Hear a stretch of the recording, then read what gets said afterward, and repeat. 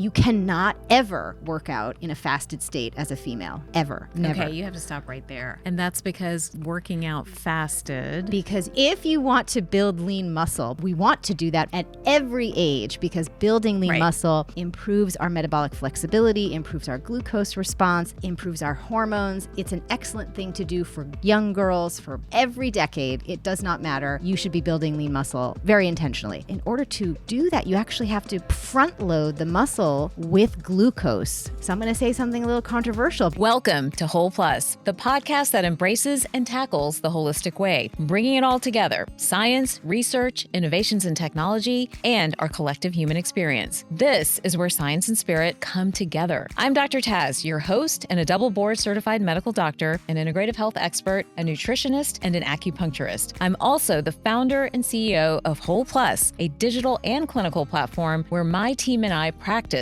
evidence-based holistic medicine every single day. I know and I hear all the health and wellness noise that's out there. I want this show to be the one to empower you with the knowledge you need to heal not just your body, but your relationships, your communities, and our world. Welcome to Whole Plus.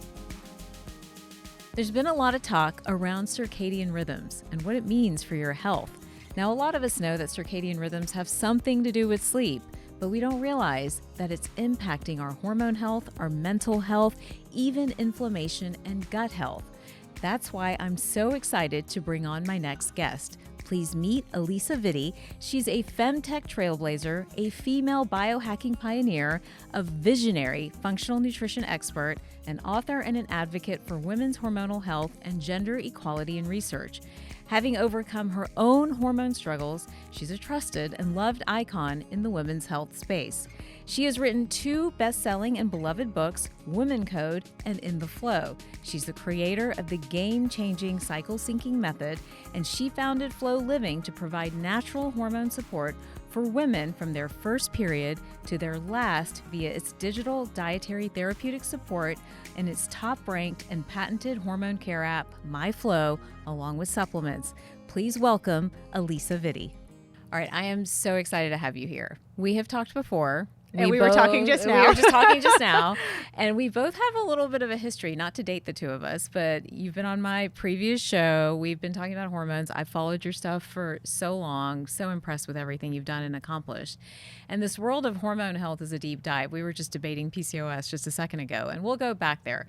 But before we start, one of the things I want more clarity on, because I feel like I left you mid-conversation, however long ago our last conversation was, around this idea of rhythms and frequency and what it means for our health and our hormone health. Now, we know that everyone talks about the circadian rhythm and how important it is for sleep.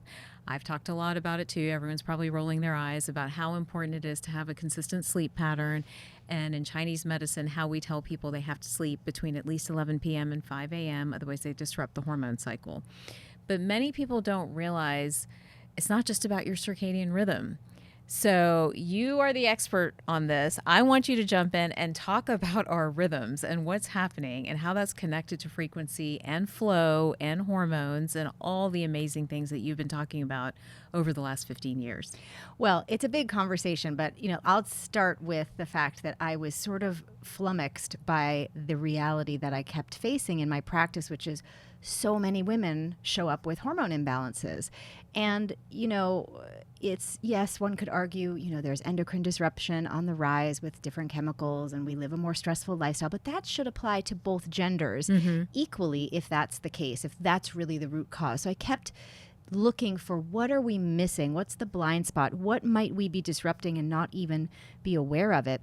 And that's when I stumbled upon this second biological clock that women have called the Infradian rhythm. And of course, nobody's heard of it, but it simply refers to the cycle that is longer than a day. Circadian is cycle that is of a day, and Infradian is cycle longer than a day. And we as women experience that in our menstrual cycle, but it doesn't just affect our menstrual cycle. It affects our metabolic rate, our immune system, our stress response system, our brain. I mean, it affects major systems of the body. And that was the big aha moment, saying to myself, well, that's what we're missing. That's our big blind spot. We're walking around taking care of ourselves as if we only have one rhythm, and that just by virtue of doing that is dysregulating this other rhythm and the other systems of the body, which explains why more women suffer from hormonal problems than men, which explains why more women have autoimmune issues compared to men, which explains why women struggle with weight loss in a more challenging way than all the things. And it was really revelatory to come across this information and say, well, if we have a system that supports our circadian pattern, right, a sleep-wake hygiene cycle that you take care of, we also need one for the infradian clock. And that's when I created the cycle syncing method to align our self-care with the metabolic changes that are taking place across the menstrual cycle, with the immune system changes, with the brain changes, with the cortisol changes, so that we could really dial in more precisely how we're eating, what we're eating, the amount of calories we're taking in, the types of workouts we're doing across the cycle, sleep amounts throughout the cycle, all of which need to be modulated based on which cycle phase you're in, because your biochemistry is also changing based on this infradian effect.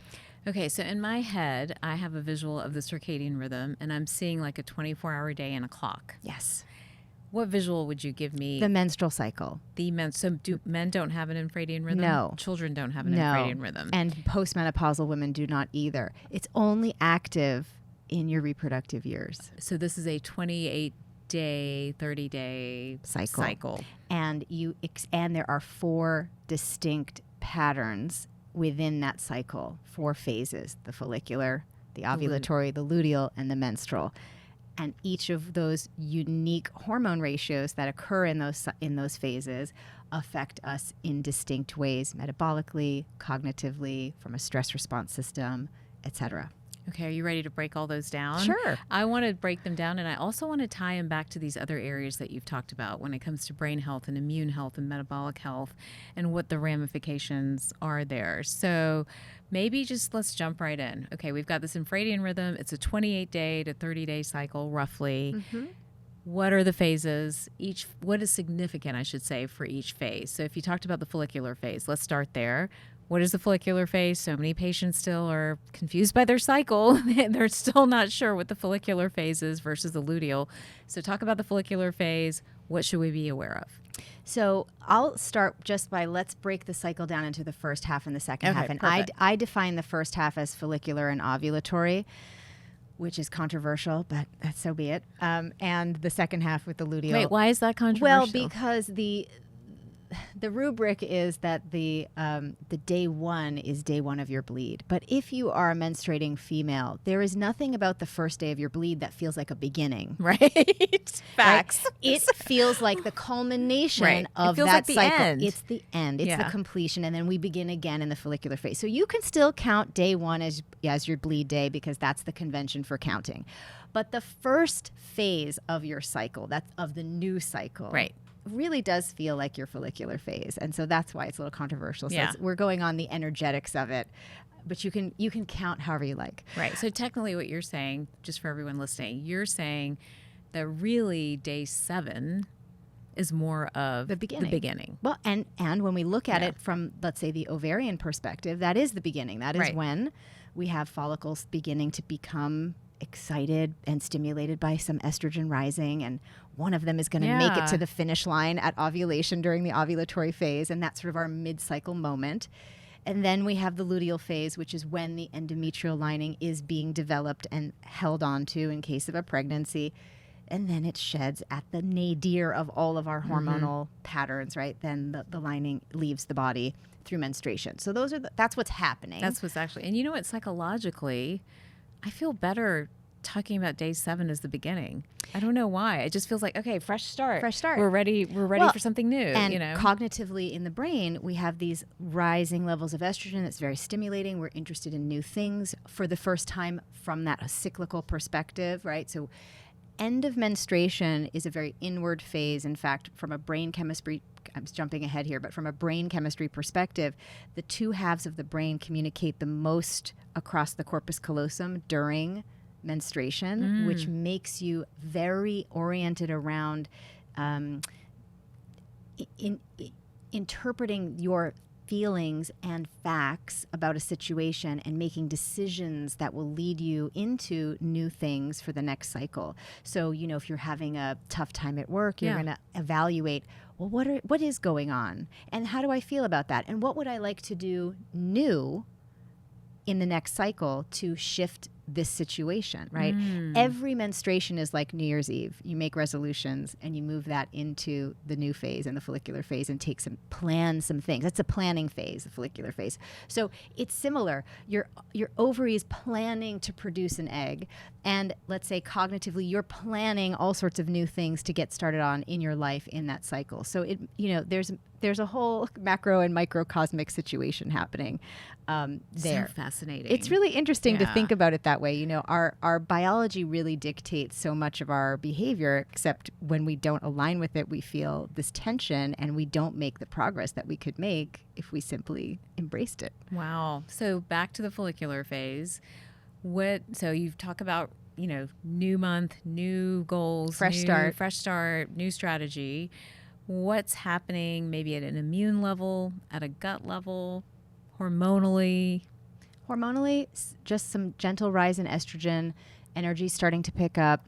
Metabolically, we have slowed things down. So our metabolism slows down at this time. We're more efficient.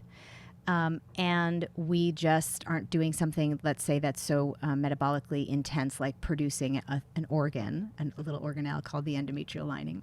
So we aren't needing to consume as many calories. So you can have lighter meals, you can have fewer calories. From a cortisol perspective, resting cortisol levels are lower. So you can do more intensive cardio. You can strength train every single day of the cycle. But from a cardiovascular perspective, you can do your cardio dance classes and your HIIT workouts in that first half of the cycle, follicular and ovulatory. Once we cross over ovulation into the luteal phase, looking at, let's say, metabolic rates and cortisol patterns, the metabolism speeds up because we need to 3D print this endometrial lining. It's very nutrient heavy in terms of requirements. So we have to be much more rapidly extracting nutrients from our food, and we burn through that more quickly so that we can extract the most. So studies show you need more, like 280 more calories per day just to keep your blood sugar stable while your body is building this little organelle, if you will, right? And that's important because so many of us continue to try to restrict, continue to try to fast. We should talk about fasting. Yes, we have to. And continue to try to eat salads and smoothies. And we find that we're sort of like in a trance at the bottom of a bag of chips at some point during the day in the luteal phase, thinking, what happened? Why can't I control my hunger the way that I was controlling it last week? Right. And what's happened is that Infradian effect has taken hold of your metabolic rate. It's sped up, but you haven't modified your diet to accommodate that. And then you end up binge eating things that are not helpful to you and can exacerbate your PMS. Right?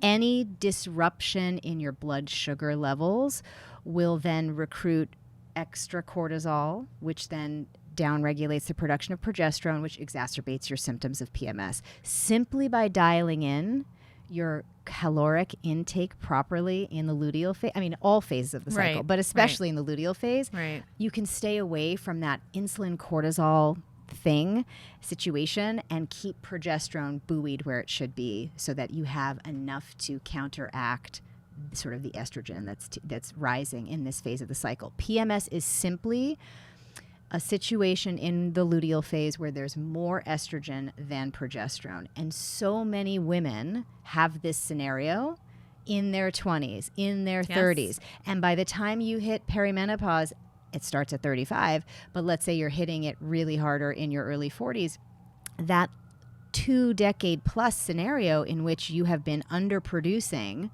progesterone really starts to come back in a negative way in terms of exacerbating the journey of perimenopause and aging you hormonally much more rapidly than you should be. And that's unfortunately a common thing. In fact, a study just came out about a month ago talking about how women are going through perimenopause much earlier at a historic global rate. And I mean, that's simply one of the main reasons is simply by, just dysregulating this infradian metabolic situation for decades. Yeah, and I'm concerned that's actually starting in puberty, like in our young girls, because I feel like, if we think about a span of, 15, 16 years of practicing, I feel like there's a downward shift in the symptomology around hormones. Like our younger girls are having incredible, I'm talking about like 13 to 21, incredible PMS, right? They're having early diagnoses of endometriosis, Precocious puberty is on the rise in both genders. PMDD, like all these different things. And so, selfishly as the mom of a now 17-year-old, it's like there's a lot of concern about what's going on there.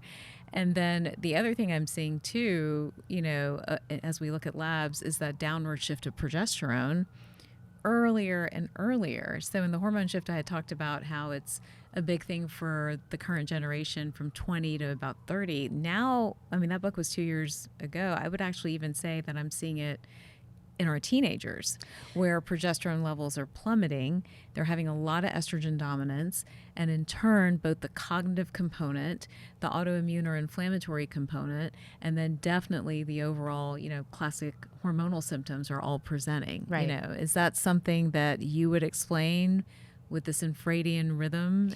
I think that one of the root causes of so much of the disruption that women are experiencing comes down to this mismanagement of our infradian rhythm. Absolutely. In my first book, Woman Code, I talked about how do we triage the endocrine system when things are problematic, how do we interact with our hormones, with food and supplements. And you can, of course, recalibrate your body dietarily to address these hormonal issues, to address excess estrogen, etc.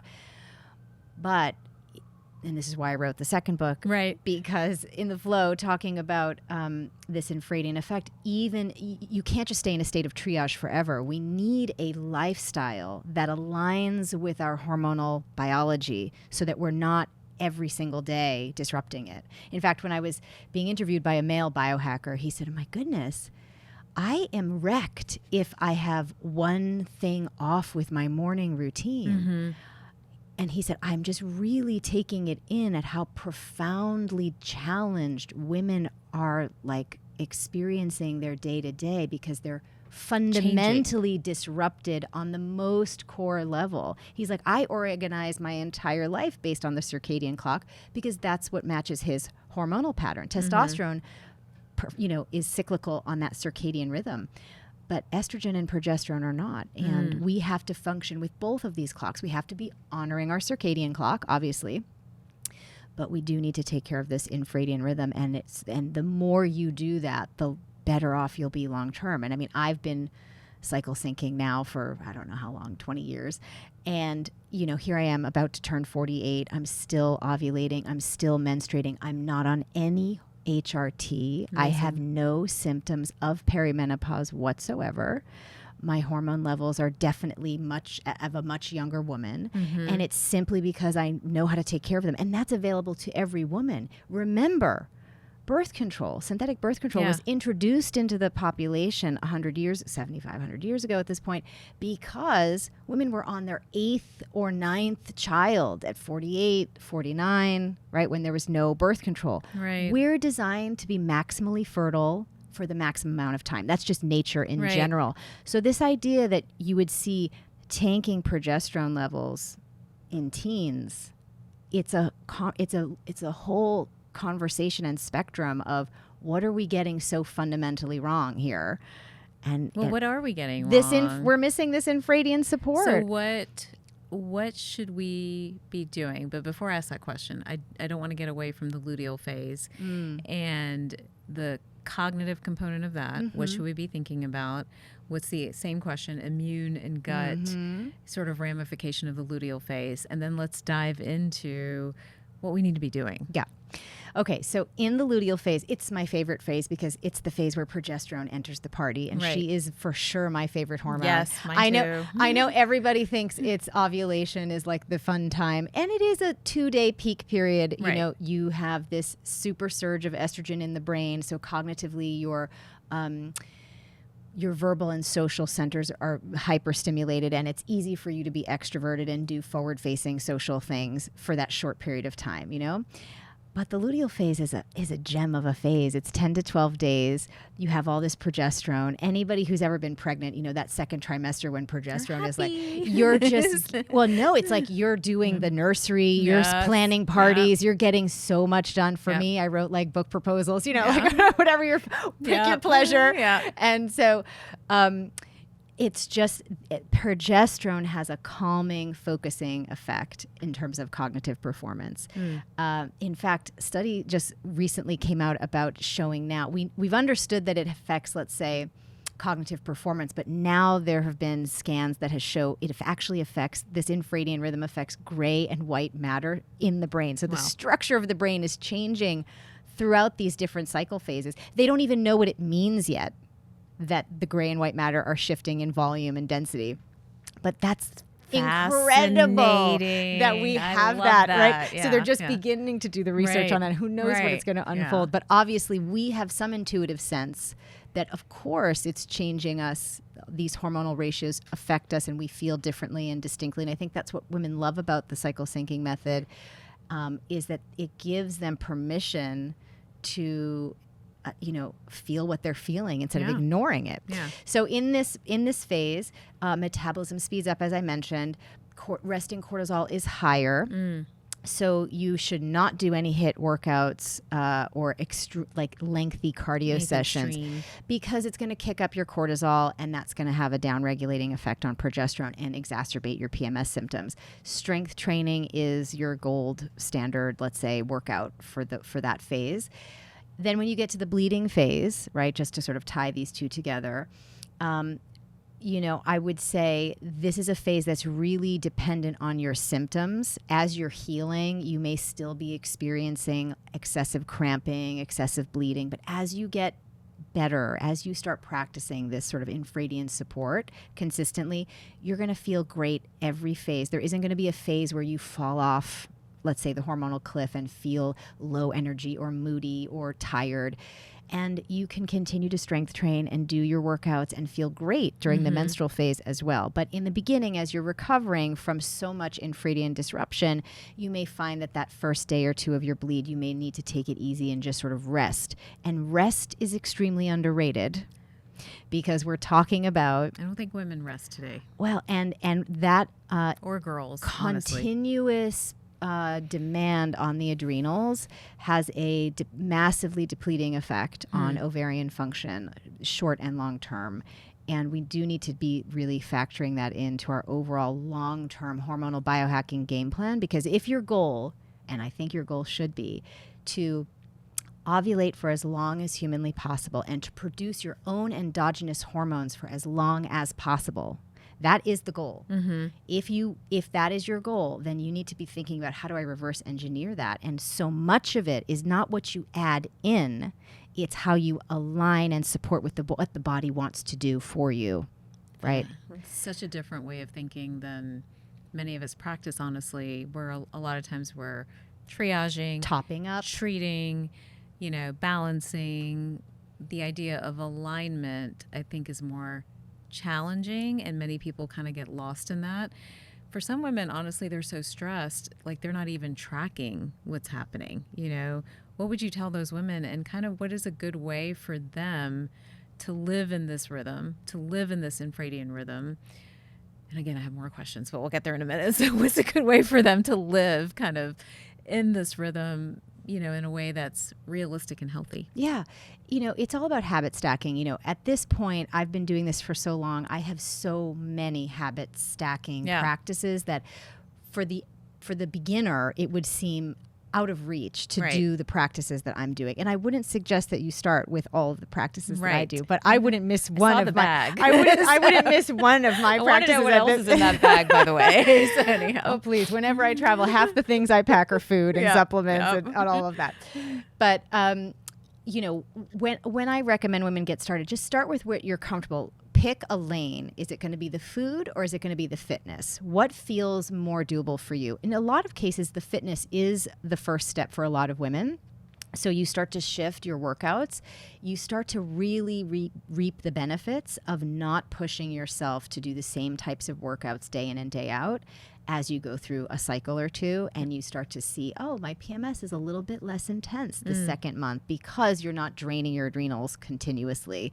And then the second layer, if that's the first pass that you take, the fitness pass, the second layer would be managing your blood sugar through modulating caloric intake across the cycle, right? Because when you dial in, because from the endocrine system's perspective, that's like the best gift you could give it. Right. You know, giving it, keeping that blood sugar level stable and not forcing this insulin cortisol kind of overcompensation, right? Where your insulin, too much insulin to overcompensate for too much carbohydrate intake. Then we have a hypoglycemic crash. Right. Then the adrenals are, have to secrete some cortisol to sort of compensate for that, to have the body pull some of stored glucose out of your fat tissue. Right. And then we have to, let's say, not be producing as much progesterone because we have to overproduce cortisol. And that's just because you've mismanaged blood sugar. We haven't even talked about your stress levels, which also do the same thing. So you make a really important point, though, because this conversation around blood sugar currently is really dialed into the menopause community and maybe the postmenopause community. It's not so much dialed into women that are actively menstruating and our girls. So maybe go into that a little bit. How should we balance blood sugar at each phase? Again, if you're 21, if you're 35, if you're 42, before you even hit menopause. Because I know the menopause folks have heard it, about the protein and the fiber and all those different things. What would you tell younger women?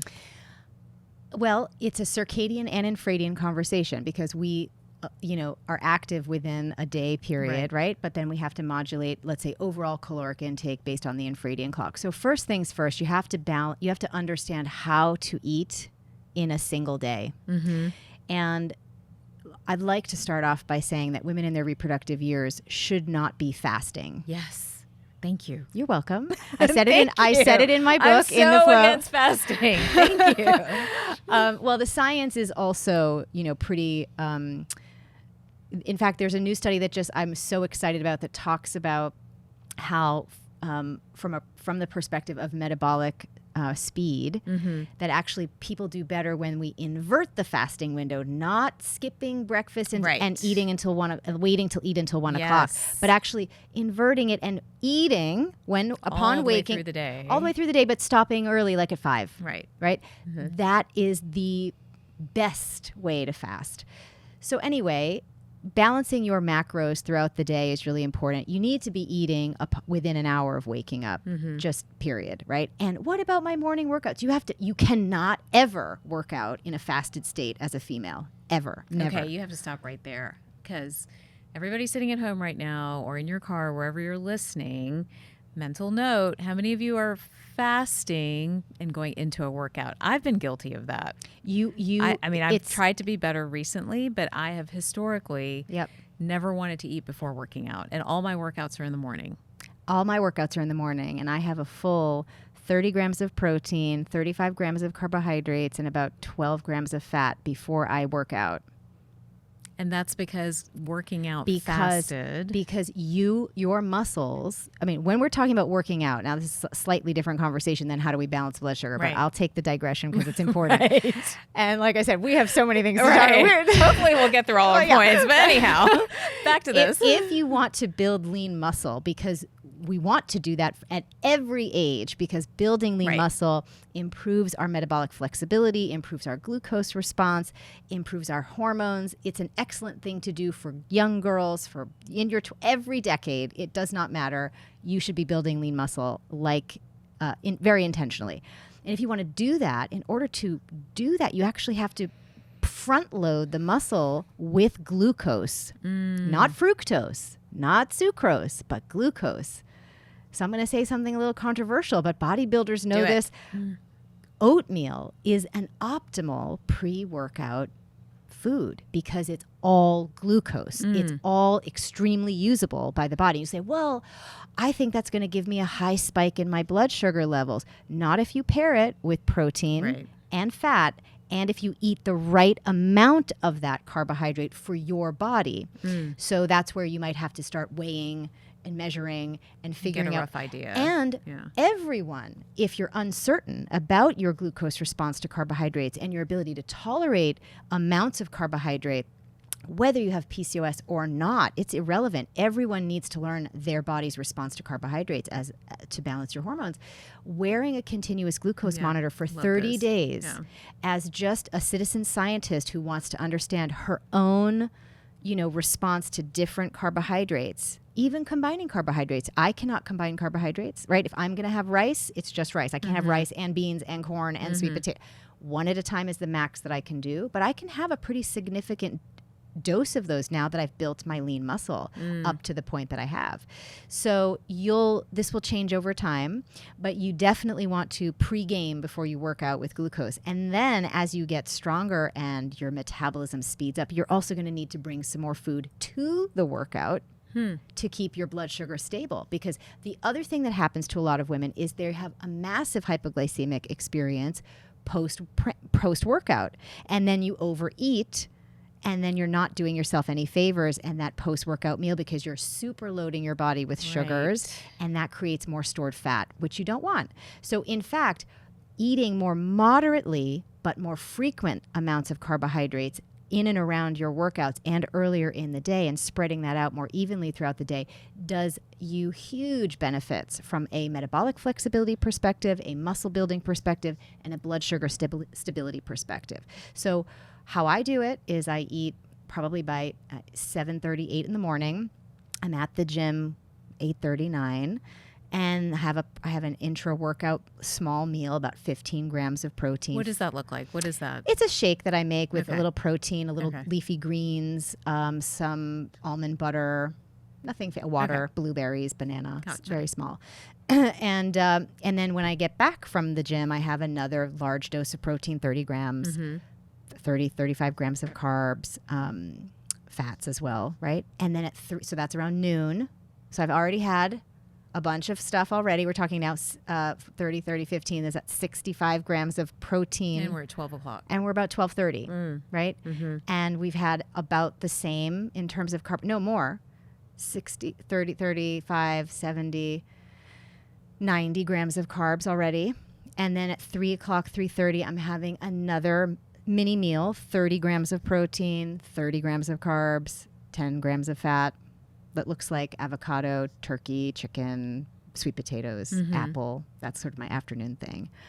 And then around 6 o'clock, again, every 3 hours is when we need sugar, right? Yeah. Because we've digested the carbohydrates and we need that glucose. And when you're eating the right amount of carbohydrates throughout the day, you feel when you're low on blood sugar, really, you become much more sensitized to it, and you need to eat every 3 hours. So around 6 o'clock, that's when I'm having my last meal of the day. And that is a very plant-oriented meal in terms of any carbohydrates I'm having are exclusively plant-based. So it could be cauliflower, it could be zucchini. It's a lot of vegetables on the plate. It's a large plate of veggies and protein, 30 grams of protein and fats. And that's my dinner meal. And then I'm fasting. Until? About 13 hours. 13 hours or so. That's the golden fast, 13, 14 hours. And that's what I'm doing right now. And it's amazing how, you can shift your body composition. So I was just playing around with this and dialing this in. And in the past 7 months, I've lost 25 pounds of fat. Wow. My fat percentage right now is 18%. My BMI is 20.4. I have put on about 10 pounds of lean muscle. I'm lifting super heavy. My hip thrust is up to 220 pounds. It's so much fun. Yeah. And I'm doing that very intentionally because I'm about to turn 48. Right. And I'm really interested in protecting my ovulation, protecting my bone density, protecting my metabolic flexibility, and all of that is something that you have to work on. This is something that younger girls need to be doing too, because it turns out if you build that lean muscle in your 20s, you have this muscle memory for life. Right. Teens and 20s, in fact. It's also one of the big points I think you're making as I'm listening to you is, protecting your hormones through diet. These different cycles is a lot about protecting your blood sugar.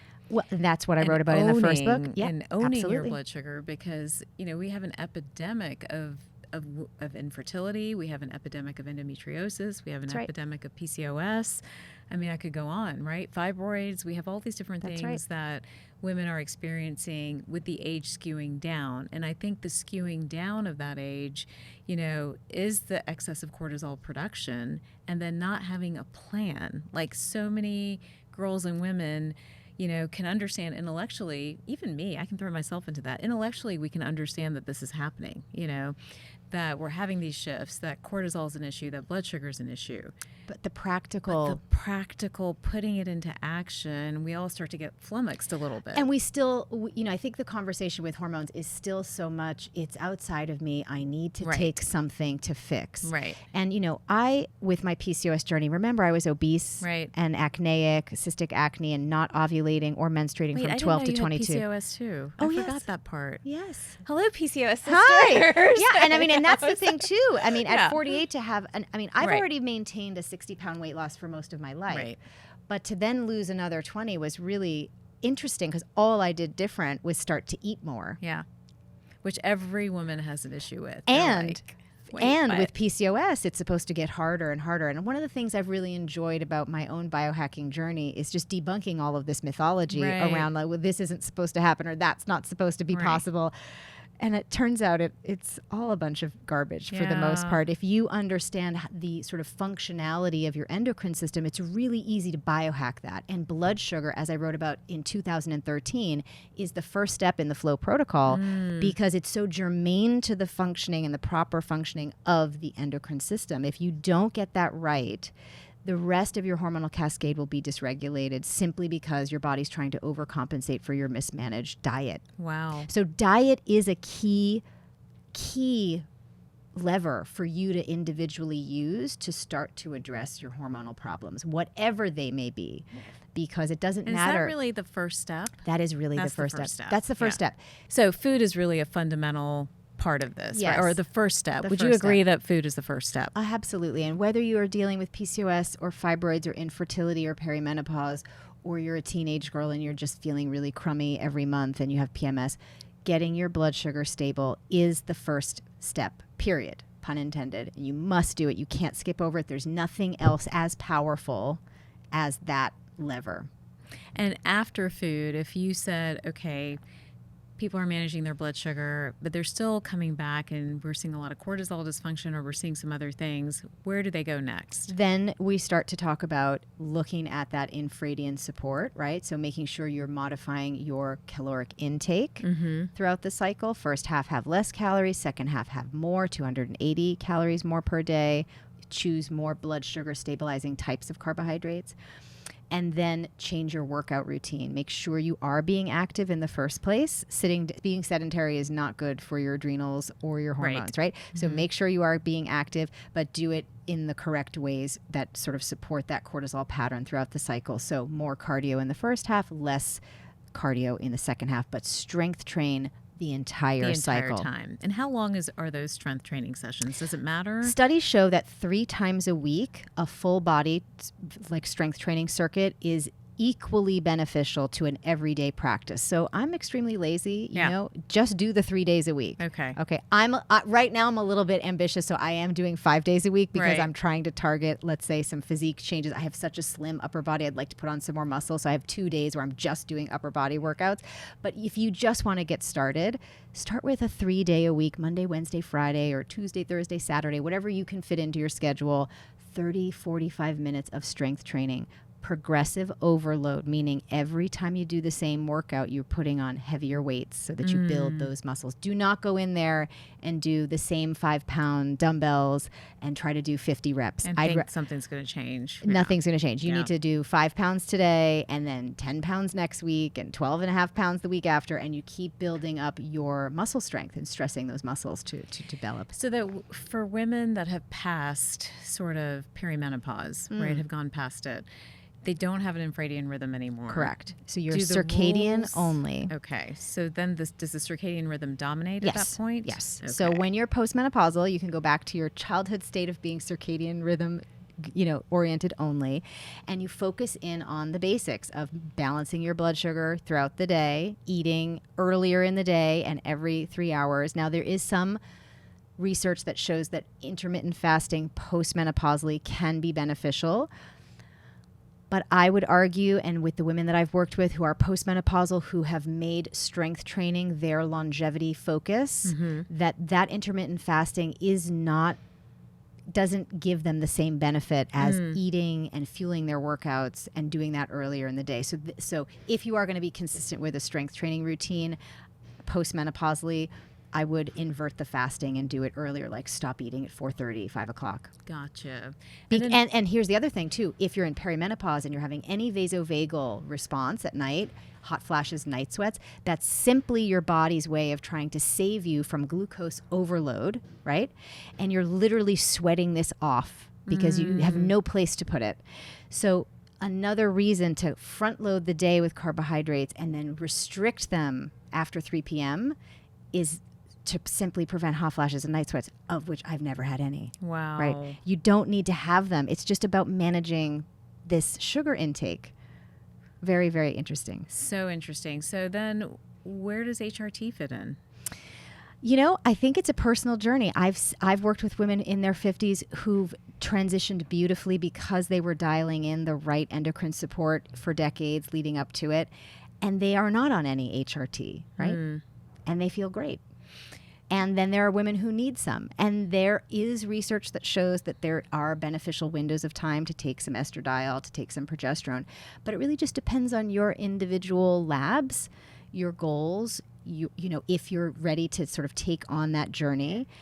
And you can't stay on them forever. Right. So at some point you do have to transition.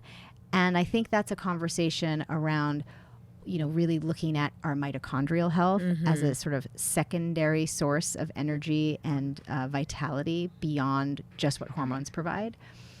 And then additionally, a lot of women, if you are not taking care of yourself in your 20s and 30s, you go into your perimenopause journey thinking, no problem, I'll just get on HRT. There's a rude awakening when we're many decades of depletion, micronutrient depletion, excessive dieting, extreme workouts, cortisol and stress, dysregulating the infradian rhythm, not honoring the circadian rhythm. You get to that HRT, starting to take your HRT in your 40s, and you don't respond to it. I've had clients who are like, my libido's tanked. They've taken so much testosterone that they're starting to have androgenic effects, but no improvement in their libido. And it's their ovaries are so suboptimally performing, they just can't respond to all this hormone stimulation. So where would you direct somebody like that who's so depleted, not responding? Where do they wind their way? Same place. Same thing. Okay. You have to. You can't get around the basics. Right. You can't cheat, guys. Sorry. I wish I could tell you that. Listen, if there was a magic bullet, I would have been taking it 25 years ago when I was struggling with being 210 pounds, not ovulating, not menstruating, depressed, anxious, insomniacal, cystic acne. It was a mess. I was sort of trapped as a 20-year-old with a postmenopausal sort of situation. It was really challenging. Yeah.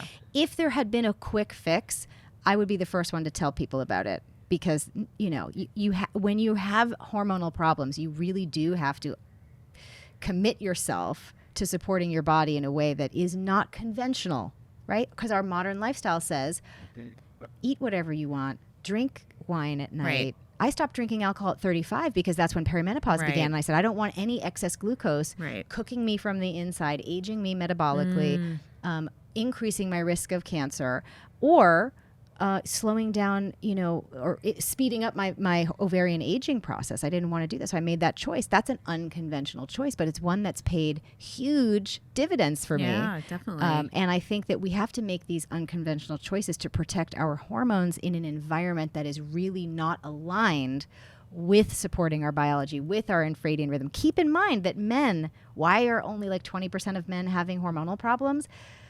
Well, because the whole environment is set up to support their testosterone cycle. Yeah. Although they're struggling a lot too now with less less than us. Definitely less than us. And yes, it should get worse for men because the environment's getting worse for everybody. So I wouldn't be surprised to see those numbers balance out at some point. But still, fundamentally, having that circadian clock be the dominant clock of society is a big advantage for their hormones. Are you worried? Last question, I promise. But are you worried about EMFs, light cycles, hormones, how it matches to the infradian rhythm? Are you worried about that? Because we have light everywhere now. Worry is a strong word. I would say I'm intentional about it when I can be. So, for example, in my home, I don't use LED lighting. There's blue light blocking happening when needed after 6 p.m. Right. And then sunlight in the morning. So absolutely, you want to. Our bodies are wired to use natural lighting like sunshine to activate that super ischemic clock that sort of helps set up the circadian rhythm for success on a daily basis. So yes, that's an important thing. I think you can go down the rabbit hole with that, and I find that that's a form of stress that I try to mitigate by just saying, okay, well, what are the things that I can control? That's a good point. Right. Yeah. And I don't want to make myself feel anxious about all the disruptions that are out there. And there are countless. Right.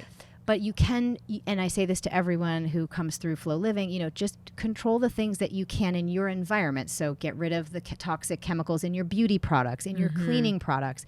Make sure they're out of your children's environment, right? Simple things like making little unconventional choices like I don't have any rugs in my home. Yeah. Right? Yeah. Because rugs just collect dust. Dust is a major endocrine disruptor. And so, dust once a week kind of a thing, little simple habits that you stack over time is really the name of the game. Think about it this way. What creates wealth? Money over time. Right. What creates health? Habits over time. I love that. So don't just think about, well, what do I need to do right now just to fix this? Think about the long game for yourself, for your children. I have a 10-year-old daughter, 10 and a half. I have been reverse engineering her optimal pubescent transition since she was in my uterus with the choices that I made, what I was eating when I was pregnant, how I fed her in the first 6 months of solid food, how long I breastfed her, what she eats, her school lunches that I pack. Everything that I do is so that she cannot have the experience that I had with a hormonal chaotic journey. It's totally avoidable, whether you're a teenager, in your 20s, in your 30s, in your 40s. We didn't even get to talk about birth control, which is another form of HRT. A really important topic that we have to get into at some point. We do. And even for women in their 50s, I think so much of this is still relevant. But blood sugar's the big one. That's what I've taken away, like really managing blood sugar and understanding where we've been maybe misguided with some of the there's a information daily out there. practice and there's a cyclical practice, right? So you got to balance your carbohydrate load during the day, but then you also have to balance overall caloric intake first half and second half of the cycle. Can we reverse ovarian aging? Can we, if the train's out of the station, can we turn it around? Absolutely. Because aging of the ovary is really about inflammation, and you can absolutely reverse inflammation. In fact, having worked with so many women at Flow Living over the years who have been, let's say, dealing with idiopathic infertility, watching them come in with levels of FSH at level 16 and then just within 3 months getting those levels down to 7 or 8, absolutely, that's reversing the age of the ovary because, and then we haven't even talked about melatonin and its role in ovarian aging. So there's so much that you can do to slow down the train, even if you feel like it's gone a little too fast or you're identifying that you feel like you're aging faster than you want to from a hormonal perspective. What does that mean? You're 42, you have night sweats. You're 43, your cycle's irregular, right? You're aging too quickly. A little bit too fast, yeah. I think it's so important at the end of the day for all women, all girls to be aware of this rhythm. And I love, how you've coined and developed this idea of the Infradian rhythm, to own it, to understand it, because, it is the long game, and that's important. I think it saves so much heartache. So I love that you have, really guided us into this and matching circadian and infradian rhythms, the idea of rhythms. It's not something in our current modern Western culture that we really embrace or we really jump on. So thank you so much. And we're going to have to do a part 2 for sure, because there's so much. I have questions after questions. And for people who are interested in, learning how to start the cycle syncing practice, I built an app called MyFlow that really just puts this all into the palm of your hand, so you don't have to become a subject matter expert. And you're all welcome as guests of Dr. Taz to a free month of the cycle syncing membership inside the MyFlow app. Just put the code in WHOLEFLOW, and you'll have your first. Whole is your HOL. Yes, okay. and then FLO. FLO. And you'll get access to recipes, meal plans, workout videos, all based on your unique cycle phases, so that you know exactly what to eat and what to do to support this infradian rhythm all month long. So brilliant. All right, I'm going to leave you with my final question. Okay. What makes you whole? What makes me whole? Probably just sort of the oxytocin I get from spending time with my family outside. That is the theme. We ask all our guests. Mother's Day, I was outside planting the garden with the kids and my husband, and I was like, this is the best. I love this that. This is the best. Amazing. Family, we all come back to family at the end of the day. Absolutely. Well, thank you so much for taking some time out to be with me today. It's been enlightening. As much as we all think we know about hormones or women's health, there's always a new angle. There's always something to think about. And I think this idea is something I want all women thinking about as well. So thank you so much. Thanks for having me. Thank you so much for listening to this episode of Whole Plus. Be sure to share this episode with your friends and family. And if you haven't already, please take a moment to subscribe to this podcast on YouTube or wherever you get your podcasts. To engage with the community, follow @LiveWholePlus and check out our website, wholeplus.co. That's HOLPLUS.co for more resources and information on holistic health. See you next time.